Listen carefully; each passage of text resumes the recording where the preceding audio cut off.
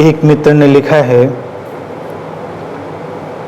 ये बात अक्सर सुनने में आती है कि किसी ने किसी के ऊपर कुछ जादू टोना कर दिया या करवा दिया, जिससे व्यक्ति को मानसिक और शारीरिक प्रॉब्लम्स हो जाती हैं। एक व्यक्ति ने तो हमसे यहाँ तक कहा कि मठों और आश्रमों में भी जब कोई साधना में अच्छी गति कर रहा होता है तो लोग उसको नीचे खींचने के लिए भी ऐसा कर देते हैं। जितना हमने जाना है, एक साधक जो अपने को मिटाने की ओर बढ़ रहा है, उसके पास अपनी भीतर की शांति के अलावा ऐसा क्या होगा कि कोई उससे ईर्ष्या करे। ये तो उनकी प्रॉब्लम्स हो सकती है जो सिद्धियों में उलझे हों, जिनको दूसरों को प्रभावित करना हो। क्या ये सब भी पावर गेम नहीं है? कभी कभी साधक आध्यात्मिक अनुभवों को लेकर भी एबनॉर्मल हो जाते हैं और फिर जब उनकी स्थितियां नहीं संभलती तो साइकियाट्रिस्ट या साइकोलॉजिस्ट से राय लेने के बजाय वो या तो उसको महिमा मंडित करते हैं और या फिर कहते हैं कि किसी ने कुछ कर दिया। इन सब बातों में क्या सच्चाई है? बहुत सारे पढ़े लिखे लोग, कुछ समझदार लोग भी कहीं ना कहीं इन चीज़ों में स्पष्ट समझ नहीं रखते। कृपया इस बारे में कुछ कहें जिससे बात स्पष्ट हो सके।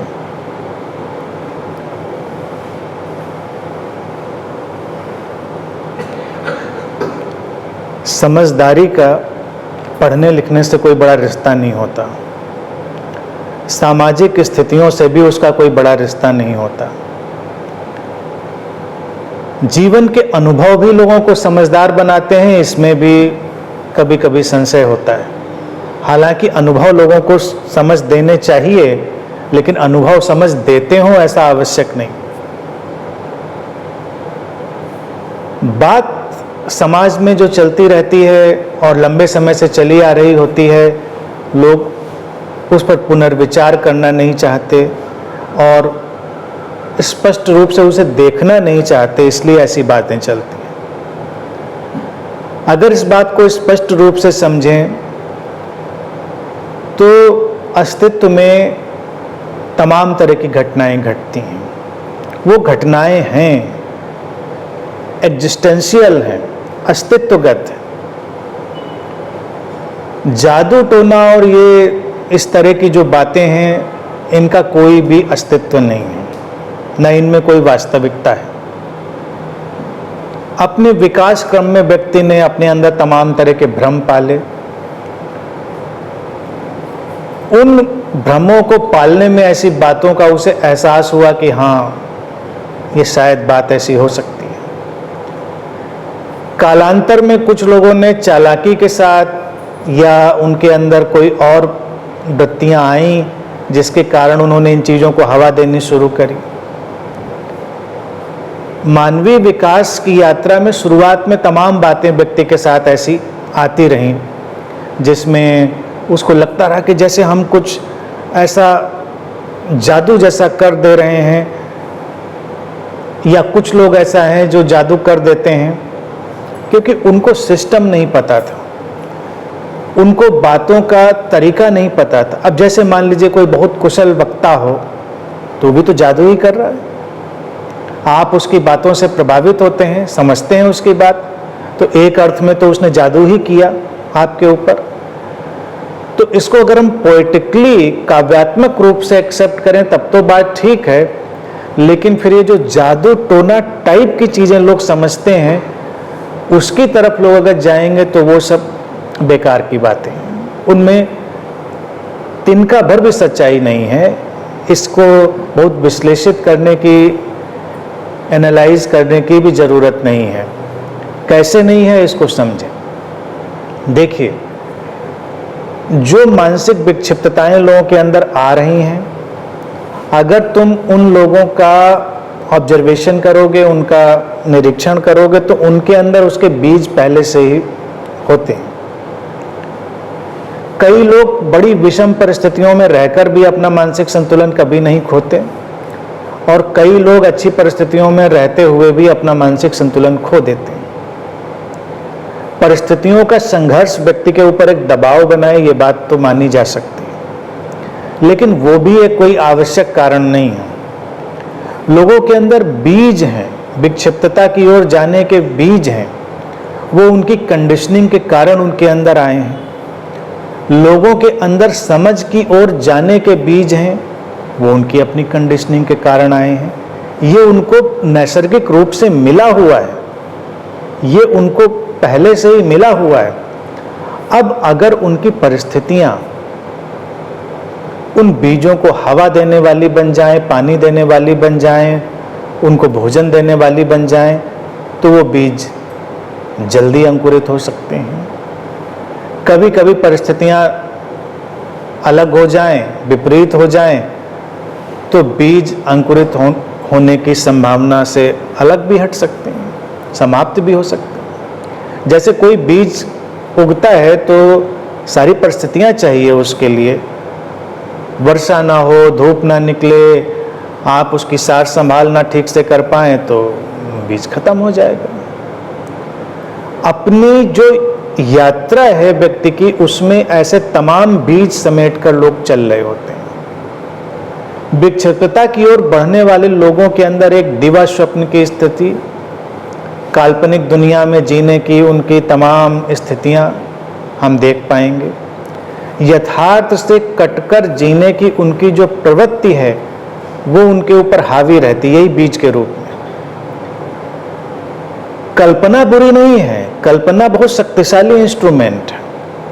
हमने कला, विज्ञान और जितनी भी मनुष्य जीवन में अच्छी चीजें खोजी हैं उनमें कल्पना का हाथ है, लेकिन उस कल्पना की जो उड़ान है वो यथार्थ की जमीन से शुरू होती है।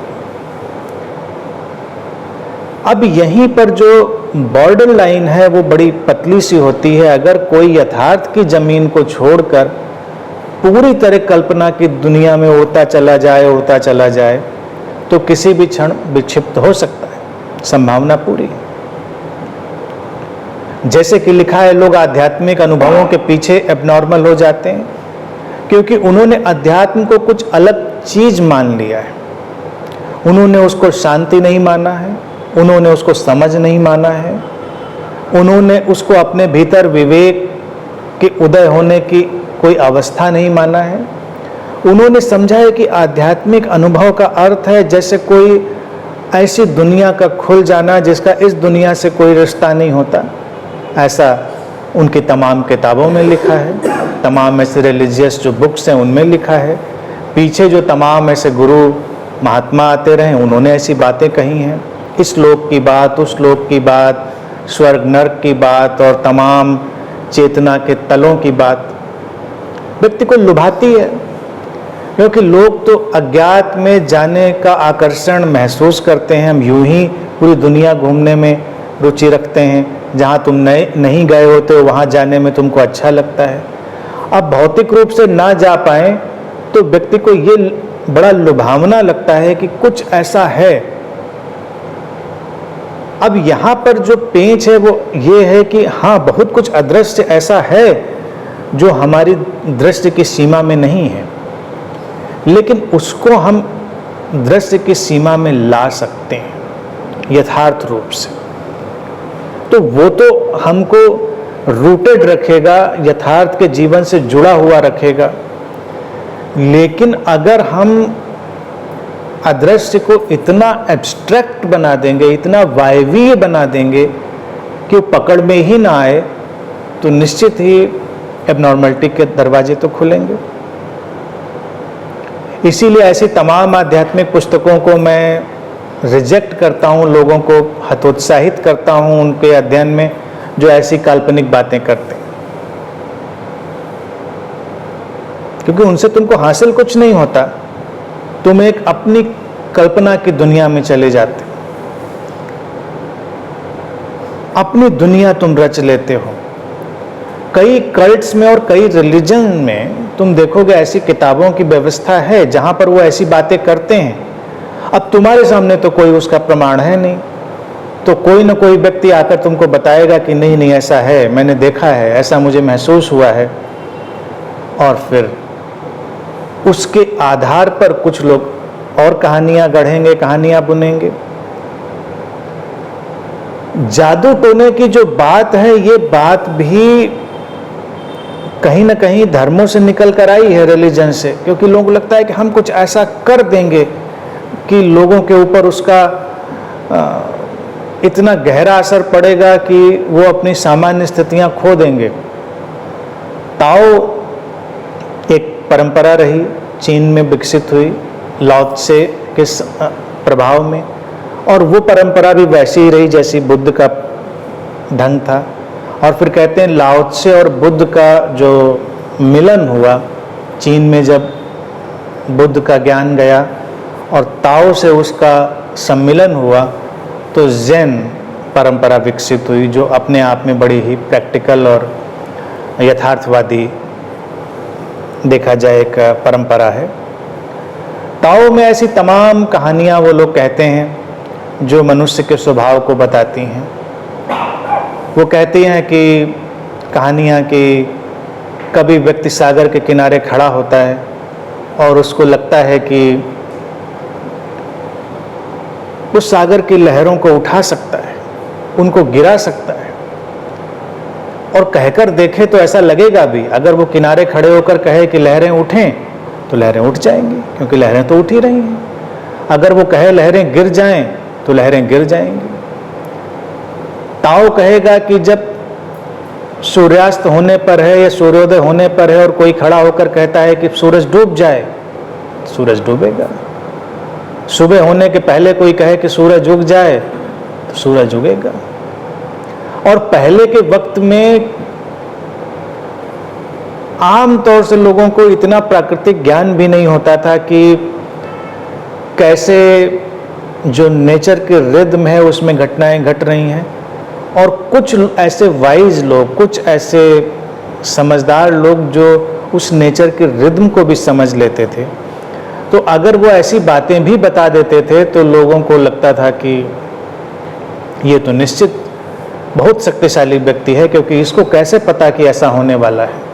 आज देखिए, हम मौसम विज्ञान को जानते हैं, मेट्रोलॉजी को जानते हैं, उस व्यवस्था और विज्ञान को, तो हम कितने पहले बता देते हैं कि अब मौसम आने वाला है, मानसून आने वाला है, बादल छाने वाले हैं, बारिश होने वाली है। अभी तो आसमान खाली था, धूप निकली थी, लोग गर्मी से बेहाल थे, और मौसम विज्ञान बता देता है। ऐसी बातें पहले भी किसी न किसी ऑब्जर्वेशन से संभव थी। अब आप कल्पना करिए, कोई व्यक्ति पहले खड़े होकर ये बात कह देता कि 3 दिन बाद आसमान में बादल घिरेंगे और बारिश होगी, तो लोग तो उसके पैरों में ही गिर जाएंगे। लोग उसके पैर पकड़ेंगे, कहेंगे ये तो शक्तिशाली व्यक्ति है, अंतर्यामी है। तो इसमें 2 किस्म के लोग हुए। एक जो प्रेडिक्ट ही करता था कि बस बादल आने वाले हैं और बारिश होगी, जो उनसे भी ज़्यादा चालाक, और चालाक के साथ में हमेशा मूढ़ भी जोड़ के चलें, क्योंकि जितना व्यक्ति चालाक होता है उतना ही मूर्ख भी होता है। और मूर्ख और चालाकी का एक बड़ा अजीब सा कॉम्बिनेशन, मिश्रण होता है। ये कभी भी ध्यान रखिएगा, बहुत मूर्ख व्यक्ति कहीं ना कहीं बहुत चालाक होता है, और बहुत चालाक व्यक्ति कहीं ना कहीं बहुत मूर्ख होता है। लेकिन इस बिंदु का पता लगाना मुश्किल होता है कि उसकी मूर्खता कहाँ खत्म होती है, चालाकी कहाँ शुरू हो जाती है, और चालाकी कहाँ खत्म होती है, मूर्खता कहाँ शुरू हो जाती है। तो जो लोग चालाक थे, मेरी दृष्टि में थोड़े मूर्ख भी, वो यहाँ तक भी कह देते थे कि अब मैं बारिश करवाऊंगा, 3 दिन बाद मैं साधना में बैठूंगा, तपस्या में देवदूतों से कहूंगा और बारिश कराऊंगा, स्वभावतः बारिश हो जाएगी। तो लोग तो उसको मानेंगे ही कि देखिए करा दी इन्होंने। आज की तारीख में भी कई ऐसे बाबा लोग मिल जाएंगे, फकीर लोग मिल जाएंगे, जो ऐसे क्लेम करने वाले दिखेंगे कि हम बारिश कराएंगे। लोगों को लगता है कि नहीं नहीं हो जाती, कभी कभी हो जाती है उनके कहने से। लेकिन कभी कोई ये प्रश्न नहीं करता तो इनको उन जगहों पे क्यों नहीं ले जाते जहां भयंकर सूखा पड़ा हुआ है। जहां हो ही रही है बारिश, वहां करा के भी क्या मिलना है, जहां नहीं हो रही है वहां कराइए। तो ऐसा कभी उदाहरण मिलेगा नहीं। तो ये मैनिपुलेशन, ये जो ट्विस्ट होना है, ये सब चलता रहता है। जादू टोना के नाम पर जो चलता रहा है समाज में, वो सामान्य मनोविज्ञान का उपयोग करते हैं, और वो मनोविज्ञान अब विकसित होते होते पूरी तरह स्टेब्लिश हो गया है जब हमने सम्मोहन का विज्ञान समझ लिया। पहले के वक्त में सम्मोहन का विज्ञान बड़ा जादुई माना जाता था, मैजिकल, जैसे उसमें कोई जादुई चीज है। लेकिन फिर धीरे धीरे जब लोगों ने समझा उसको वैज्ञानिक तौर से, तो उसका मैजिकल पार्ट चला गया, उसका कोई मैजिक नहीं, क्योंकि अब हम मनोविज्ञान में हिप्नोथेरेपी का यूज करते हैं, सम्मोहन का उपयोग करते हैं, हम मन के सिस्टम को जानते हैं, कैसे उसको हम प्रभावित कर सकते हैं। तो जादू टोने में देखिए, लोग केवल और केवल व्यक्ति के मन को प्रभावित करने का, उसको सजेशन देने का प्रयास करते हैं।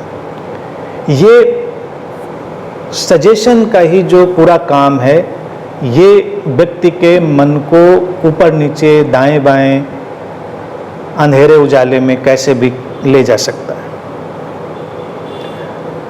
वैज्ञानिक रूप से अब हम बड़े सिस्टमैटिक रूप से सजेशन का उपयोग करते हैं, उसके अपने परिणाम आते हैं। लेकिन ऐसे वातावरण में हमेशा हर कोई सजेशन ले ही रहा है, ऐसा नहीं कि कोई सजेशन नहीं ले रहा है। हमारा विज्ञापन का जगत, हमारा मीडिया, सब हमको अलग अलग किस्म के सुझाव दे रहे हैं, और सुझावों के लिए रिपीटिशन चाहिए। इसीलिए एक बहुत इंपॉर्टेंट चीज आती है रिपीटिशन, पुनरावृत्ति। मनोविज्ञान में जब हम हिप्नोसिस में डालते हैं किसी को, तो हम रिपीट करते हैं कई चीजें लगातार। जैसे अगर उसको हमें रिलैक्सेशन में डालना है, तो तुम रिलैक्स हो रहे हो, तुम रिलैक्स हो रहे हो, और आवाज़ की एक टोन, उसके रिदम जो प्रभावशाली हो, वो धीरे धीरे व्यक्ति को एक्सेप्ट होती है और रिलैक्स होने लगता है व्यक्ति। इसी तरह से कोई भी सजेशन उसके ऊपर काम करते हैं।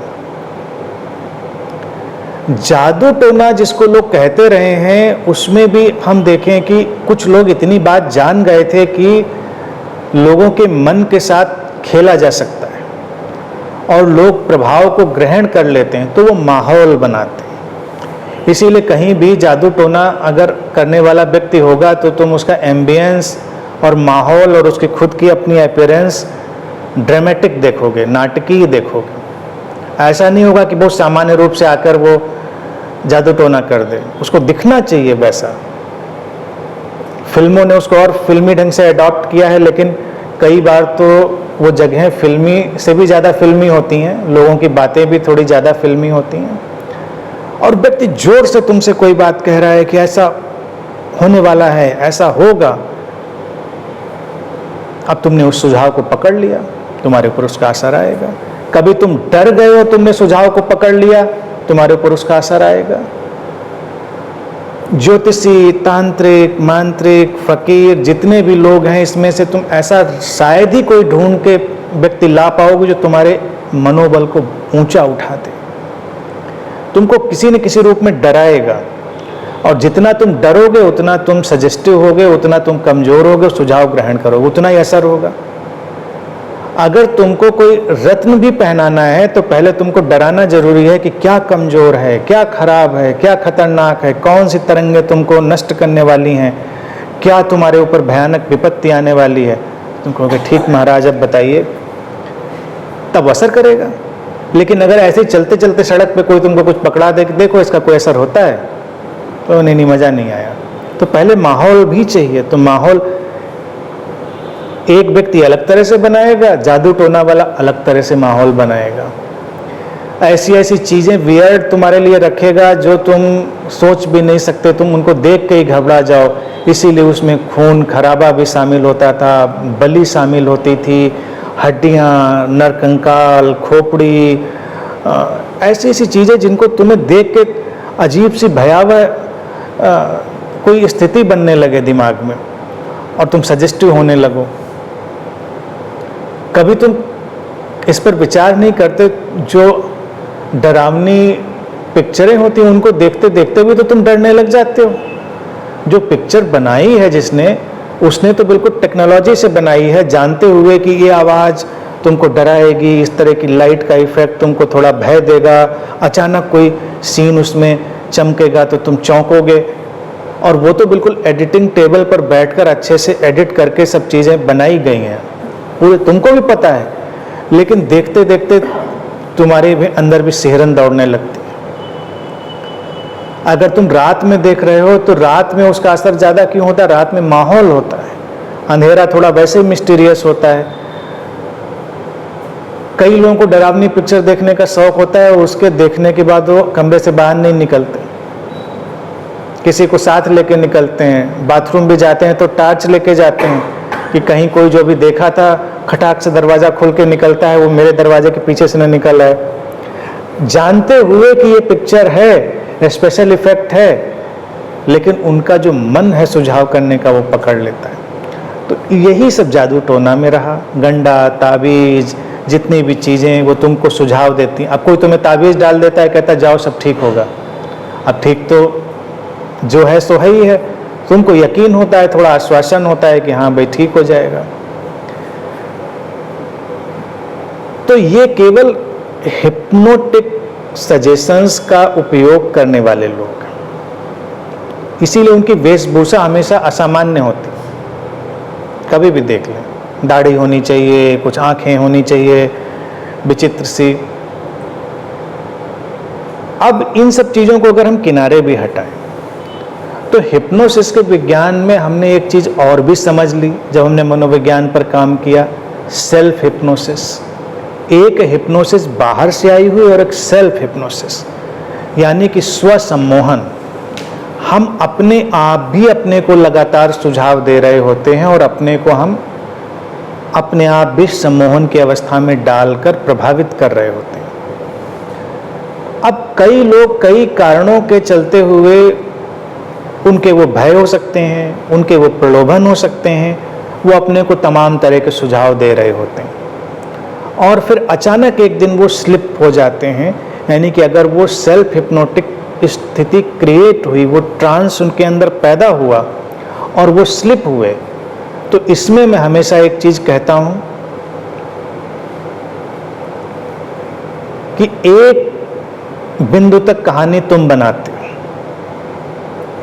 फिर कहानी तुमको बनाती है और वो बिंदु कहां पर है वो कोई समझ नहीं पाता।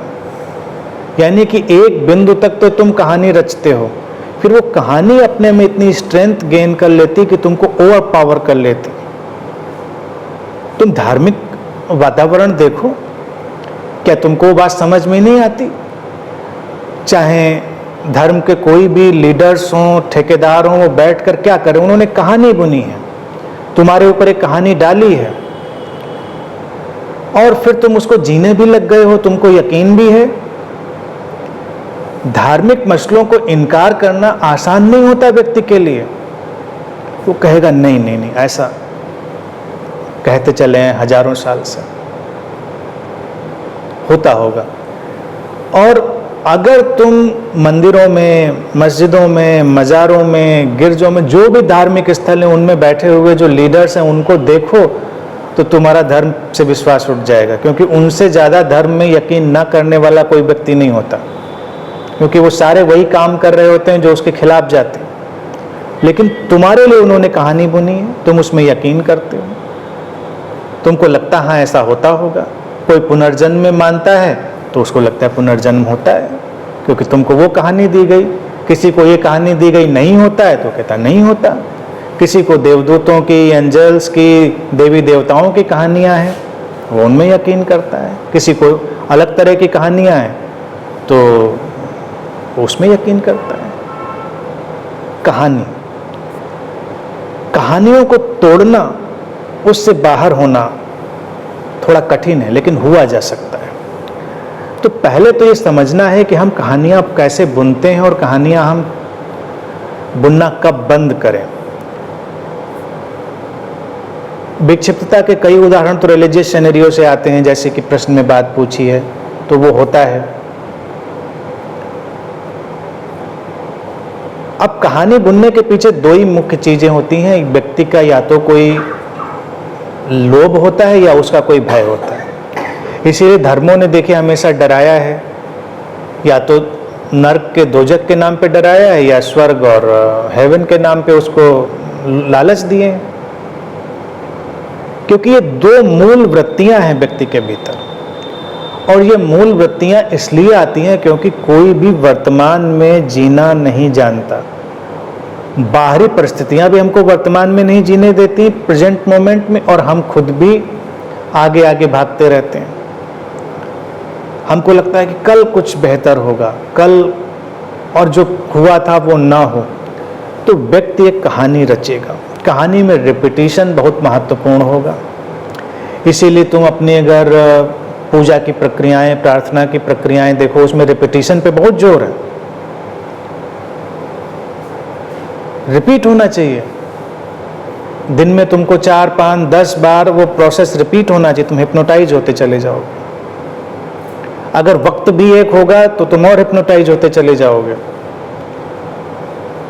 इस डिवाइस का यूज सब करते रहे हैं, रिलीजियस लीडर, पॉलिटिकल लीडर, सब करते रहे हैं। अब मान लीजिए, जैसा प्रश्न पूछा है, कोई ऐसा व्यक्ति है जो खास किस्म की किसी बात में रुचि लेने लगा है और वो रोज रोज उसको रिपीट कर रहा है, रोज रोज उसकी बातों में रुचि ले रहा है, तो एक दिन उसकी कहानी इतनी बड़ी होगी और एकदम से वो कहानी से ऑब्सेस्ड हो जाएगा, कहानी उसको ओवर पावर कर लेगी, और वही बिंदु होगा उसकी एबनॉर्मेलिटी का, विक्षिप्तता का। ऐसे में लोगों को लगेगा कि नहीं, ये व्यक्ति तो बड़ा ठीक ठीक चल रहा था, जरूर किसी ने कुछ करा दिया होगा। करा दिया होगा ये इसलिए चलता है क्योंकि कोई भी व्यक्ति ये मानने के लिए तैयार नहीं होता है कि इसके लिए हम जिम्मेदार हो सकते हैं, व्यक्ति जिम्मेदार हो सकता है, हमारी व्यवस्था, समाज जिम्मेदार हो सकता है। तो ये बड़ा आसान है। कराने वाला फिनोमेना गाँव में ज़्यादा है, कम पढ़े लिखे लोगों में ज़्यादा है, ज़्यादा दिखेगा। बच्चा शैतानी भी कर रहा हो, 4 दिन उपद्रव करे, गांव में अगर आप कभी गए हैं और वैसा वातावरण देखा है तो तुरंत लोग कहेंगे कुछ करा दिया है इसको, कुछ गंडा ताबीज दिलवा दो, कुछ पानी वानी इसको कुछ छिड़कवा दो। बच्चा बीमार पड़ जाए या कोई घर में कुछ अलग सा वियर्ड कोई भी चीज़ करे तो लोगों को कभी यकीन नहीं आएगा कि ये कुछ ऐसा व्यक्ति खुद कर रहा हो सकता है, या हमने ही खुद ऐसा कुछ किया होगा जो वातावरण बनाया होगा। जिम्मेदारी हम नहीं लेना चाहते, और ये हमेशा बड़ा आसान है कि बाहर से कुछ आया है जिसने ऐसा किया है। तो एक तो ये चीज़ ये शहरों में कम देखने को मिलता है। आप डिप्रेशन में जाते हैं तो आप उसका इलाज लेते हैं, ट्रीटमेंट लेते हैं, साइकेट्रिक हेल्प लेते हैं। कम पढ़ी लिखी जगहों पर कोई डिप्रेशन में जाए तो उसकी झाड़ फूंक होती है। दवाइयों से लोग डिप्रेशन से बाहर आ जाते हैं, ठीक हो जाते हैं। झाड़ फूंक से भी कभी कभी लोगों को लगता है ठीक हो जाते हैं, वो इसलिए क्योंकि कभी कभी बात उतनी गहरी नहीं होती और सजेशन रिसीव हो जाता है, यानी उसको लगा कि मुझे ठीक किया जा रहा है और मैं ठीक हो सकता हूँ, और उसने इस सुझाव स्वीकार कर लिया तो ठीक भी हो जाता है। कम पढ़ी लिखी जगहों पर तो तमाम बीमारियों की भी झाड़ फूंक होती है क्योंकि चिकित्सा की सुविधाएं नहीं है, इलाज नहीं है। उन बातों को छोड़ दें, लेकिन प्रश्न में पढ़े लिखे लोगों की बात है। यहाँ पर खास तौर से आध्यात्मिक लोगों की बात है, और ये न्यू एज जो चलन है उसमें भी आजकल ऐसे तमाम बीज पड़े हैं।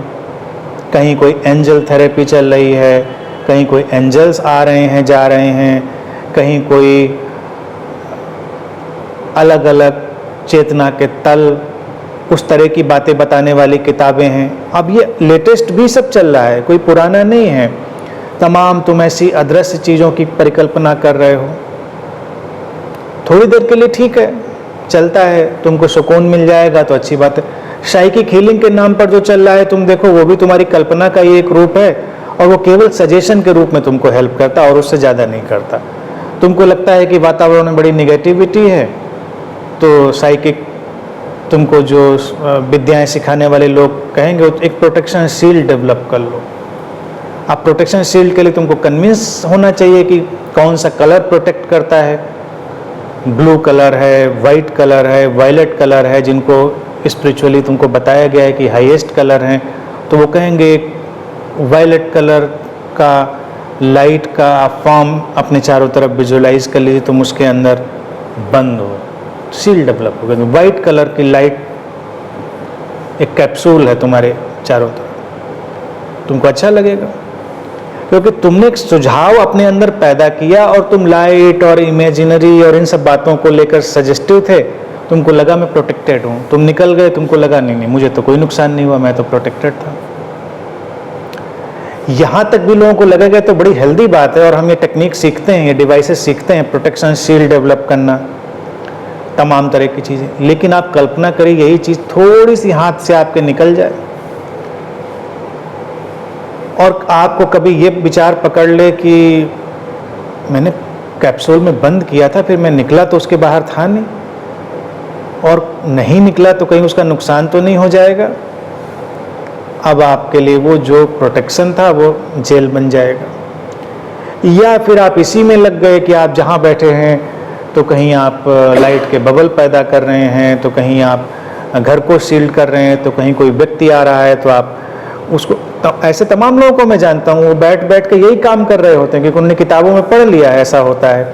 कहीं पेड़ के पास बैठ के उसकी एनर्जी ले रहे हैं, तो कहीं एनर्जी दे रहे हैं। तो अब ये सब जो मेंटल गेम है ना, ये उनको एबनॉर्मल किसी भी क्षण बना सकता है। जिस दिन वो इससे ज़्यादा ग्रस्त हुए, ऑब्सेस्ड हुए, अब प्रोटेक्शन की अगर बात देखी जाए, व्यक्ति स्वीकार कर ले, जीवन का, जगत का पूरा स्वीकार कर ले और माने कि जीवन ही तुम्हें प्रोटेक्ट करता है, जीवन सहयोग करता है, और अगर कोई चीज़ मेरे लिए इस समय मुझे नुकसान पहुंचाने की भी है तो है, मैं उसकी परवाह नहीं करता। अगर मुझे इस समय जीना है तो जीना है, मुझे मरना है तो मरना है, इसमें कोई क्या कर लेगा। सांस आनी है तो आनी है, जानी है तो जानी है। स्पिरिचुअल व्यक्ति तो वही है जो इस स्वीकार में आ जाता है। तो क्या कोई करेगा तुम्हारा, कौन सी एंटिटी तुम्हारा कुछ बिगाड़ेगी, कौन सा जादू टोना तंत्र मंत्र तुम्हारा बिगाड़ेगा। अगर तुम तैयार हो इस बात के लिए, ठीक है, मैं तो एक्सेप्ट करता हूँ, जो होगा सो होगा, तो तुम उस खिलवाड़ से बाहर आ गए, उस गेम से। पुराना जादू टोना आज के टाइम पर साइकिक हीलिंग और मंत्र सर्कल और इस सब के नाम पर, एंजल थेरेपी के नाम पे आके विराजित है, बैठा हुआ है, हमको दिखाई नहीं देता। जो हमको लगता था कबीलों में, गांव में जादू टोना चल रहा था, नई अच्छी भाषा में, बहुत ही ब्यूटीफुल टर्मिनोलॉजी में, वो सब आज की न्यू एज लिटरेचर में बैठा हुआ है।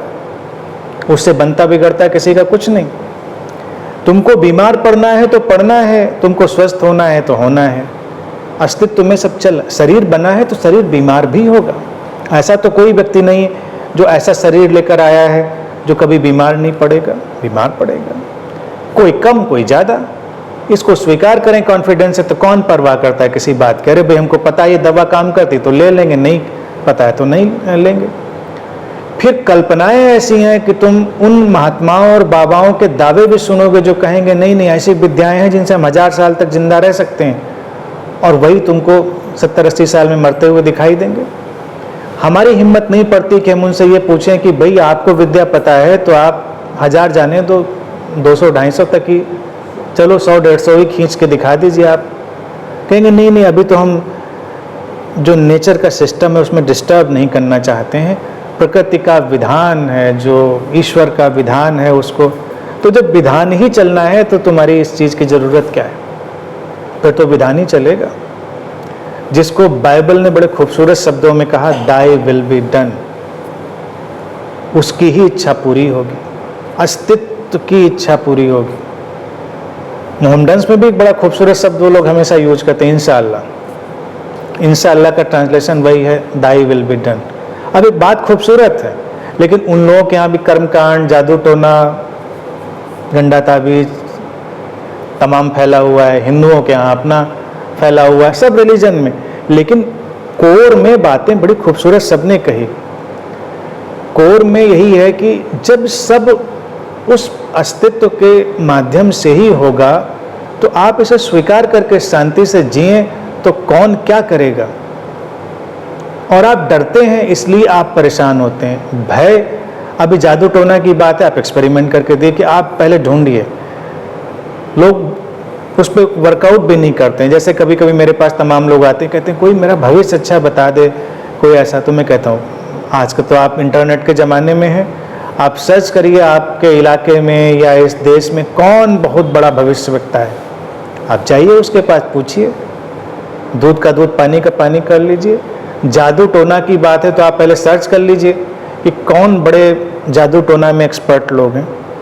जाइए उनके पास, कहीं जरा करके दिखाइए मेरे ऊपर। क्योंकि आप पहले से डरे हुए हैं, तब तो वो उठाकर ये गिलास भी यहाँ पे रखेंगे, आप पे जादू हो जाएगा, क्योंकि आप ऑलरेडी डरे हुए हैं। मेरा ऐसे कई बाबाओं से आमना सामना हुआ जो तंत्र मंत्र के अपने को बहुत ज्ञाता समझते थे और मुझसे नाराज भी हुए। मैंने उनसे कहा कि ठीक है, आप कर लीजिए, जो आपको विद्या आती है वो सारी आजमा लीजिए मेरे ऊपर, क्योंकि विद्या होती ही नहीं। आदमी थोड़ा फूं फां उठा पटक करेगा, आप फिर भी शांत बने रहिए तो निराश होने लगता है। एक महिला थी, बड़ी उनकी प्रसिद्धि थी, मुझसे बहुत संपर्क में थी, अक्सर लोगों को ताबीज और हाथ में बांधने की तमाम चीज़ें और इस तरह की चीज़ें वो बांटा करती थी। हाथ जोड़कर लोग उनके पास बैठे रहते थे। संयोग से फॉर्चुनेटली अनफॉर्चुनेटली वो मेरे करीब आ गई, मानने लगी मुझको, तो अपना दुख दर्द भी मुझसे शेयर करने लगी। यानी कि लोग उनसे अपना दुख दर्द दूर कराने आते थे, वो मुझसे अपना शेयर करती थी। तो एक दिन मैंने उनसे पूछा कि ये सब आप जो बांटती रहती हैं, ये विद्या आपने कहाँ से सीखी, ये ज्ञान आपको कहाँ से आया? इस तरह की टेक्नोलॉजी, मतलब तमाम चीज़ें भी बताती थी। जैसे आप अगर जादू टोना वालों के पास पूछे, ऐसे ऐसे आपको रेयर चीज़ें बताएंगे कि उल्लू की आँख और सेही का कांटा और कबूतर तो फिर भी जनरली दिख जाता है आपको। कोई ऐसी चीज़ जो थोड़ी दुर्लभ मिलती हो आपको, कोई पत्थर, कोई ऐसी चीज़ जो कम मिलती, अवेलेबल होती हो, तो आपको भी भरोसा जमता है। कठिन चीज़ बताई तो वो भी अक्सर मैं बैठता था, कभी कभार मेरी उनसे कई मुलाकातें रहीं। अक्सर चाय वाय पे बुला लेती थी, तब उनके भक्तों की उनके पास वो भी लगी रहती थी भीड़, और वो उनको सामग्री बताती थी, ये चीज़ लेके आइए, ये चीज़ लेके आइए, फिर उसका हम कर देंगे, पूर्णिमा की रात, अमावस्या की रात पे उसका अभिमंत्रित करके बना देंगे, ठीक हो जाएगा। अच्छा, उनको गवाही देने वाले लोग भी होते थे कि माता जी आपने पिछली बार जो किया था सब ठीक हो गया, वो हुआ तो वो ठीक हो गया। ये तो मैंने उनसे एक दिन पूछा, मैंने कहा ये विद्या आपने सीखी कहाँ? कह रहे अरे भैया, वो मुझसे बड़ी थी, मैं तो उसमें बहुत छोटा था। कह रहे अब लोग इकट्ठे होने लगे, अब पता नहीं कहाँ से वो मान बैठे कि हम ये सब जानते हैं, अब हम ऐसे क्या उनको बताएं, ऐसे कह दें कि सब ठीक हो जाएगा, तो उनको भरोसा नहीं आता था। तो हमने भी 2-4 किताबें पलटी। अभी भी आप किसी पुस्तक भंडार पे जाइए, काला जादू, सम्मोहन कैसे सीखें और प्राचीन तांत्रिक विधियाँ, उसमें तमाम आपको ऐसे सामग्रियाँ और उपाय मिल जाएंगे। तो अगर उसमें से कुछ चीज़ें लीं और बता देते हैं, जो भी कुछ होता है बांध बूंद के उनको पकड़ा देते हैं। मैंने कहा उसमें जो अभिमंत्रित करने की बात है और ये सब, वो आप क्या करती हैं? बोली वो कौन करता है, उनको लगता है कि हम करते हैं, उनको भरोसा आता है इसलिए उन पे असर हो जाता है। चलता था उनका, लोग प्रभावित थे। ऐसे ही तमाम जगहों पर। तो ये हिप्नोटाइज होने का ही केवल मामला है, जादू टोना जैसी चीजें नहीं है। अब एक अंत में प्रोसेस और समझें कि अलग अलग लोगों पर अलग अलग कैसे परिणाम होते हैं। अभी मेरे सामने कई ऐसे केस आए जो लोग बहुत सजेस्टेबल थे, अपनी दुनिया में रहने वाले थे। तो उसमें से एक व्यक्ति, जैसे मान लीजिए उसके अंदर सेक्सुअल सप्रेशन है बहुत सारा, और उसने दुनिया रच ली है कि कृष्ण भगवान चले आते हैं मेरे पास और मुझको देवी देवता चले आते हैं, वो दिखते हैं। तो वही व्यक्ति कभी भी अपने सप्रेशन को क्रिएट कर कर ऐसी दुनिया रच लेगा कि ऐसे लोग भी मेरे पास चले आ रहे हैं। कोई व्यक्ति समाज के प्रति बड़ा चिंतित है कि समाज का कल्याण होना चाहिए, समाज का भला होना चाहिए, तो वो जब एबनॉर्मल जोन में चला जाएगा तो बातें वो वही वाली करेगा कि अब हमको अब ऐसा पता चल रहा है, हमको ऐसे मैसेजेज आ रहे हैं कि समाज के लिए क्या करना है, समाज और हमारी कन्वर्सेशन चल रहा है। तमाम एंटिटीज से हमारी मुलाकात हो रही है, लेकिन अगर आप उन बातों को डेटाबेस बनाएं, क्योंकि हम लोग सब कुछ काम नहीं करते, साइकेट्रिक हेल्प इसीलिए तो मिलती है हमको। आप उससे कहिए कि आप उसको सिलसिलेवार बताइए, तो सिलसिलेवार वो नहीं व्यक्ति बता पाएगा, वो इनकोहेरेंट हो जाएगा, यानी कि उसका सामंजस्य नहीं बैठेगा। अगर हमको सचमुच में कोई बात पता चली है तो वो सिलसिला होना चाहिए उसका। किसी को कुछ लिखा दिखने लगेगा, किसी को कुछ आवाज़ें सुनाई देने लगेंगी, अब विक्षिप्त हो रहा है वो। अगर लिखा दिख रहा है तो उसकी कोई मीनिंगफुलनेस होनी चाहिए, सुनाई दे रहा है तो उसका कोई अर्थ होना चाहिए, वो उसकी पकड़ में नहीं आएगा। इसी तरह से अगर कोई व्यक्ति अपने अंदर सुसाइडल टेंडेंसी या डिप्रेसिव चीज़ का शिकार है और उसको लगता है कोई आत्मा आ रही है मेरे पास और मैं उसको देख रहा हूँ, तो एक न एक दिन वो आत्महत्या की तरफ भी बढ़ सकता है। अभी देखिए चर्चित था कोई केस, 11-12 लोगों ने आत्महत्या कर ली थी एक ही परिवार में। तो वो एक कलेक्टिव डिप्रेशन का शिकार है पूरा परिवार और आत्मघाती विचार चल रहे हैं। और ये टेक आसान लग जाती है व्यक्ति को कई बार कि कोई आत्मा मुझसे कह रही है कि तुम आत्महत्या कर लो, कोई एंटिटी कह रही है, उसके अपने ही मन की वो रचना है। तो अलग अलग लोगों पर अलग अलग परिणाम ऐसे आते हुए देखे गए हैं। जिसके अंदर जैसे बीज पड़े हुए वैसे विचार आएंगे। इन बातों को अगर हम अपने मन से निकालें तो हम उनसे लाभान्वित हो सकते हैं, ठीक भी हो सकते हैं। एबनॉर्मल लोगों को ठीक करने के उपाय हो सकते हैं, लेकिन पहले उनके अंदर से ये बातें ही निकलें। जैसे कि पूछा है तो ऐसे लोग इसी में संलग्न रहेंगे कि अगर जादू टोना हुआ या कोई ऊपरी प्रभाव हुआ है तो उसको ऊपर से ही निकालें, यानी कि कोई उपाय करे। इसका उपाय कोई नहीं करेगा। उपाय यही है कि आप कोई अंदर ये एक्सेप्टेंस आए कि इसका कोई भी वजूद नहीं है। मैंने ज़ेन का जिक्र किया था, तो ज़ेन मॉनेस्ट्रीज में जापान में इस पे कई प्रयोग किए गए और वहाँ पर जिन लोगों की मानसिक हालत खराब हो जाती थी उनको स्वास्थ्य का रास्ता दिखाया जाता था, उनको किसी मॉनेस्ट्री में ले जाकर रख दिया जाता था। कोई उन पर ध्यान ही नहीं देता था। वो मॉनेस्ट्री में रह रहे हैं, खाना पीना मिल रहा है, लोग अपने ध्यान साधना में हैं, आ रहे हैं जा रहे हैं, और इतना कम अटेंशन मिलने की वजह से वो कुछ दिनों में ठीक हो जाते थे। घर परिवार में अक्सर अगर आप सर्वे करके देखेंगे कि वो लोग किसी विक्षिप्तता का शिकार हो जाते हैं जिनको अटेंशन की बड़ी चाह होती है और उनको अटेंशन नहीं मिल रहा, या वो कोई ऐसा अगर धार्मिक परिवार है तो वो धार्मिक सिनेरियो रच लेते हैं कि उनके ऊपर देवी आ रही हैं या कुछ और आ रहा है, इस तरह का जो भी फिनोमिना हो सकता है व्हाटएवर, तो अटेंशन मिलता है। उस अटेंशन को आप एक बार ख़त्म कर दें और फिर आप देखेंगे कि चीज़ें ख़त्म हो गई। हम उनको तूल देते हैं, उनको बढ़ावा देते हैं उन पर ध्यान देकर, इसलिए वो चीज़ें बढ़ती हैं। तो घर परिवार में अगर ऐसी कोई घटना घट रही हो तो प्यार से व्यवहार करें, लेकिन उसको बहुत तूल न दें, क्योंकि पहले कदम पे तो आपने मान ही लिया कि कुछ हुआ है इसको, तभी उसका उपाय चाहिए। आप उसको समझाइए, उसके साथ शांति से बैठिए और उन बातों से किनारा कर लीजिए।